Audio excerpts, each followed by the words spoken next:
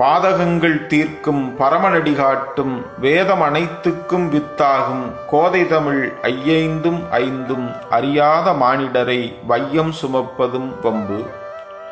பாவை நோன்பினுடைய 4ஆம் நாள் இன்று மலை பாசுரம் என்று போற்றப்படுகிற திருப்பாவையினுடைய 4வது பாசுரத்தை நாம் சிந்திக்க இருக்கிறோம். ஆண்டாள் நாச்சியார் முதல் பாசுரத்திலே இந்த பாவை நோன்பினுடைய சிறப்பை சொல்லி, 2வது பாசுரத்திலே அந்த நோன்பை நாம் எப்படி நோக்க வேண்டும் என்கின்ற நியதிகளை சொல்லி, 3வது பாசுரத்திலே அப்படி நாம் பக்தியோடு இறைவனிடத்திலே சரணாகதி செய்தால் நமக்கு என்னென்ன மாதிரியான பலன்கள் கிடைக்கும் என அருளிச் செய்தால், இந்த பாசுரத்திலே பர்ஜன்ய தேவனாயிருக்கக்கூடிய வருண பகவானை அழைத்து அவனுக்கு மழை பொழிய வேண்டும் என்று அருளானை இடுகிறாள். திருவாய்ப்பாடியிலே கோபிமார்களெல்லாம் கண்ணனோடு ஆடி பாடி ராசக்கிரீடையிலே ஈடுபட்டு மகிழ்ந்திருந்த சமயம், கோபிமார்களினுடைய பெற்றோர்களுக்கெல்லாம் கடும் கோபம். எல்லாரும் கண்ணன் பின்னாலே சென்று இப்படி ஆடி பாடி திரிகிறீர்களே என்று சொல்லி வீட்டினுடைய நிலவரையிலே பாதாள சிறையிலே அடைத்தார்கள். கண்ணனின் பிரிவு தாங்க முடியாமல் கோபிகளெல்லாம் கண்ணீர் மல்க பிரார்த்தித்தார்கள். அவர்களின் பிரார்த்தனைக்காக எம்பெருமான் திருவுள்ளம் பற்றினான். அந்த சனம் முதல் திருவாய்ப்பாடி என்பது கடுமையான வறட்சியை சந்தித்தது. நீர்வளமும் நிலவளமும் பால்வளமும் பொங்கக்கூடிய திருவாய்ப்பாடிக்கு ஏன் இந்த சோதனை, இந்த வறட்சியை எங்களால் தாங்க முடியவில்லையேன்னு நந்தகோபர்களெல்லாம் வேதனையிலே வாடினார்கள்.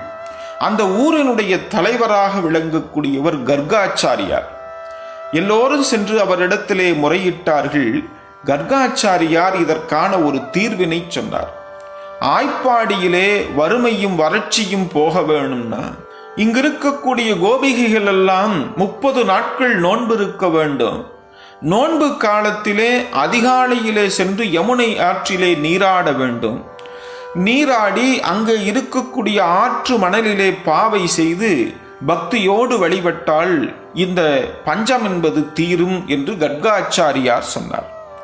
இந்த நோன்புக்கு போகக்கூடிய பெண்களுக்கெல்லாம் கண்ணனே காவலாக செல்ல வேண்டும் என்றும் சொன்னார். அவர் எங்கே சொன்னார்? எம்பெருமான் உள்ளிருந்து சொல்ல வைத்தான்.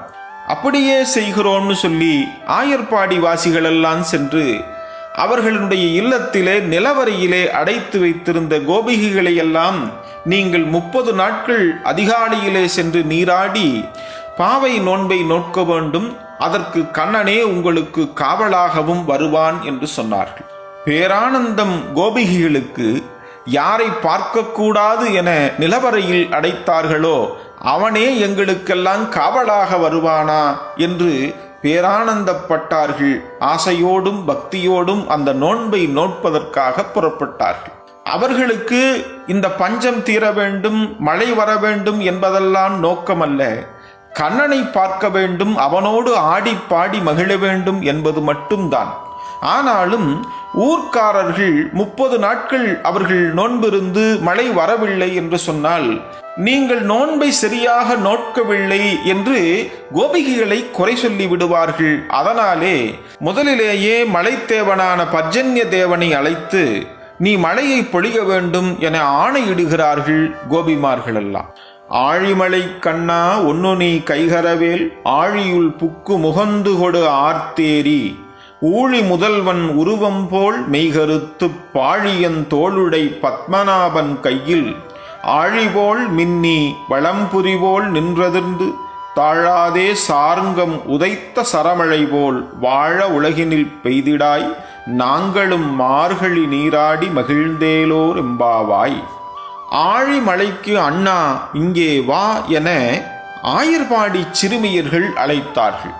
சாதாரண ஆய்ப்பாடி பெண்கள் மலைத்தேவனை அழைத்தால் அவன் உடனே வந்து விடுவானா? இவர்கள் இட்ட ஆணையை அவன் கேட்டு நடப்பானா? என்ன தைரியம் இந்த கோபிமார்களுக்கு?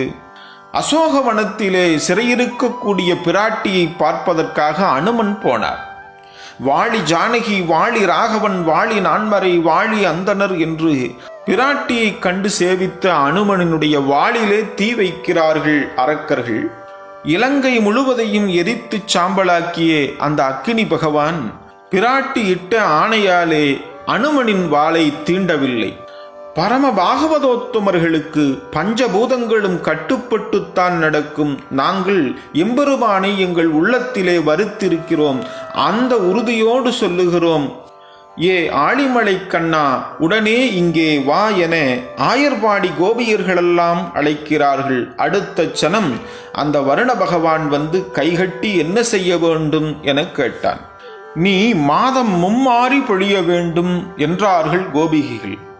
எப்படி பொழிய வேண்டும் எனச் சொன்னால் அப்படியே செய்கிறேன் என்றான் வருணன். ஆழிமலை கண்ணா, ஒன்னு நீ கைகரவேல், மலை தேவனே கேள். ஒருவருக்கு ஒன்றை வழங்கும் போது சிரத்தையோடு வழங்க வேண்டும், சிரத்தை இல்லாமலும் வழங்க வேண்டும். ஒன்னும் புரியலையேன்னார் பகவான். நீ வழங்கக்கூடிய பொருளின் மேலே சிரத்தை இல்லாமல் வழங்க வேண்டும், அப்பதான் முழுமையா கொடுக்க முடியும். வழங்கக்கூடிய யாராவதுக்கு ஒரு பொருளை கொடுக்கணும்னா அந்த பொருளின் மேல பற்று வச்சிருந்தா நம்மளால முழுமையா கொடுக்க முடியாது. அதுபோல பெறுபவர்களினிடத்திலே நீ பற்று வைத்தால் அந்த பொருளை முழுமையாக மனநிறைவோடு எதையும் மறைக்காமல் வழங்க முடியும். அதனாலே தானம் செய்யும் போது சிரத்தையோடு செய்ய வேண்டும், சிரத்தை இல்லாமலும் செய்ய வேண்டும். கொடுப்பவர்களிடத்திலே உனக்கு சிரத்தை இருக்க வேண்டும், கொடுக்கக்கூடிய பொருளிலே சிரத்தை இருக்க கூடாது என்றார்கள் கோபிகைகள். அப்படியே செய்கிறேன். எப்படி மழை பொழிய வேண்டும் அதை சொல்லுங்கள், உங்கள் விருப்பப்படியே மழையை பொழிகிறேன் என்றான் வருண பகவான்.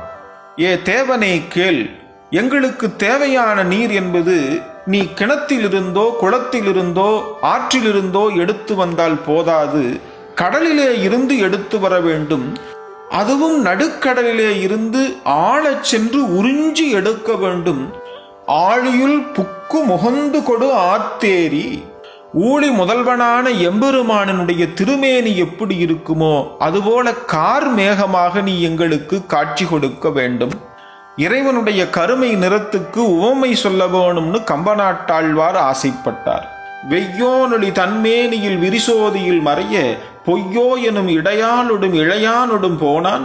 மையோ மரகதமோ மரிகடலோ மழைமுகிலோ ஐயோ இவன் அழகென்பதோர் அழியா அழகுடையான். இறைவனுடைய கருமை நிறத்தை மையோடு ஒப்பிடலாமான்னு பார்த்தா கண்ணுக்கு மையானது குளிர்ச்சி தரும், ஆனா தவறி கண்ணுல பட்டால் எரியும்.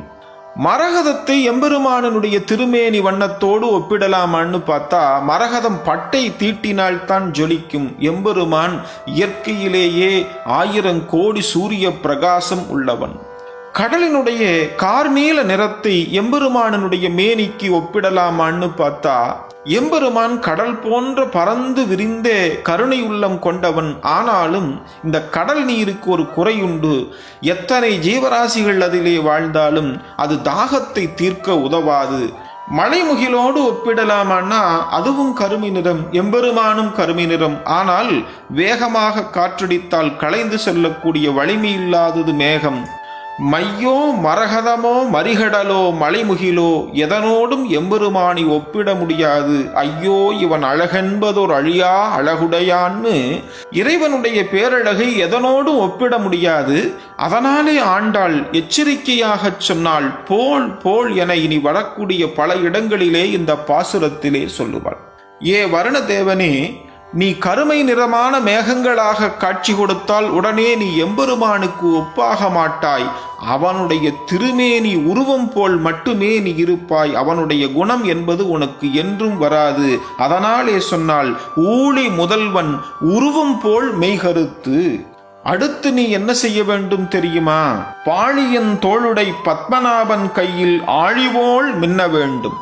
எந்த பெருமான் தனது உதிரபந்தத்திலே இருந்து உலகையே படைக்கக்கூடிய பிரம்மனையே படைத்தானோ, எந்த பெருமானுடைய உதரத்திலே 33 தேவர்களும் ஜீவிக்கிறார்களோ, எந்த பெருமான் திருவனந்தபுரத்திலே 3 வாசற்படிகளோடு முக்காலத்துக்கும் நானே முதல்வன் என்று காட்டிக்கொண்டு சதுர்புஜங்களோடு சங்கு சக்கர கதாபாணியாக காட்சி கொடுக்கிறானோ, அந்த பத்மநாபனுடைய கையிலே விளங்கக்கூடிய சுடர் ஆழியை போல் நீ வானிலே மின்ன வேண்டும். மந்திவாய் வடவேங்கட வாமலை வானவர்கள் சந்தி செய்ய நின்றான் அரங்கத் தரவினையான் அந்திபோல் நிறத்தாடையும் அதன் மேல் அயனைப் படைத்ததோர் எழில் உந்தி மேலதன்றோ அடியேன் உள்ள தின்னுயிரேன்னு ஆழ்வார் போற்றக்கூடிய மாதிரி உலகையே படைத்த பிரம்மனையே படைத்த பத்மநாபனுடைய கையிலே ஆழி எப்படி மின்னிக் கொண்டிருக்குமோ அந்த சுடராழியைப் போல நீ வானிலே மின்னலாக காட்சி கொடுக்க வேண்டும். அப்படியே செய்கிறேன், அடுத்து என்ன செய்ய வேண்டும்னு கேட்டான் வருண பகவான். எம்பெருமான் திருக்கரத்தில் ஏந்தியுள்ள பாஞ்சஜன்யம் என்கின்ற சங்கநாதமானது எப்படி வெற்றி முழக்கமிடுமோ அதுபோல நீ வானிலே இடிமுழக்கம் செய்ய வேண்டும். அடுத்து எம்பெருமானனுடைய கரங்களிலே ஏந்தியுள்ள சார்ங்கத்திலே இருந்து புறப்பட்ட பானமானது எப்படி இலக்கை சென்று வேகமாக அடையுமோ நீயும் அதுபோல மழையை கொண்டு வந்து எங்களிடத்திலே விரைவாக சேர்க்க வேண்டும். தாழாதே சார்ங்கம் உதைத்த சரமழை போல் நீயும் பொழிய வேண்டும். அதே சமயத்திலே வருணனே நினைவில் கொள், இந்த நிவர் புயல் கஜா புயல் மாதிரி ஒரே இடத்திலே கொட்டி தீர்த்து விடாதே, எல்லோரும் மகிழும்படியாக நீ மழையை பொழிய வேண்டும். அதனாலே சொன்னால் வாழ உலகினில் பெய்திடாய். இதுல 2 பொருள் வரும். நாங்கள் வாழ உலகினில் நீ மழை பொழிய வேண்டும், நீ வாழ்வதற்காக இந்த உலகிலே நீ மழை பொழிய வேண்டும். பரம பாகவதர்களான எங்களிடத்திலே அபச்சாரப்பட்டால் நீயும் வாழ முடியாது. அதனாலே வாழ உலகினிற் பெய்திடாய், நாங்களும் மார்கழி நீராட மகிழ்ந்தேலோர் எம்பாவாய்னு சொல்லி மழை எப்படி பொழிகிறது என பல நூற்றாண்டுகள் கழித்து அறிவியல் உலகம் அறிந்து கொண்ட செய்தியை மெய்ஞானத்தினாலே 6 வயது சிறுமியாக அன்றே ஆண்டாள் அறிந்து சொன்னது அற்புதம், அற்புதம். அந்த ஆண்டாள் திருவடிகளே சரணம்.